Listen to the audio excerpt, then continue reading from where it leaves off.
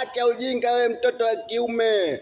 Muda mwingi unaopoteza upo jimu. Eti yeye natengeneza mwili, natengeneza bodi. Hilo bodi la Fuso ya Scania.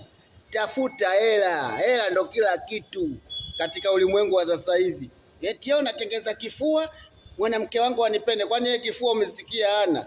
Ndio maana na matiti amesimama, kifua anacho. Tafuta hela.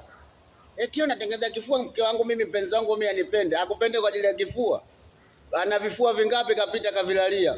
Wewe kifua chako ndo akipende kwa kuwa anatengenezaje upo jimu? Pumbavu, tafuta hela. Hela ndo kila kitu. Wewe ukitaka kujua kama mpenzi wako anakupenda au hakupendi, chukua hii clip hii. Siku ya Jumamosi au Jumapili, mpigie simu mpenzi wako. Mwambie baby, leo nipo nyumbani ile bwana, njoo tu kidogo nimikumisi. Utasikia tu, umeniwekea nini? Kwani ajui? Si umemwekea ukuni pamoja na jiko aje kupika ugali. Anataka sasampa. Una bei gani ndo aje? Eti yo mkangu mimi anipendie hela. Mpigie simu. Utasikia tena boda sina, utakuja kulipa wewe huko. Nini hiyo? Pesa ndo kila kitu. Mapenzi yanafuata nyuma. Kinega mmoja, tafuta hela, utachelewa. Kila siku nenda jimu. Wenzako wanajenga majumba huko, wananunua magari huko, wananunua mapikipiki, wananunua mabajaji huko. Najenga mwili.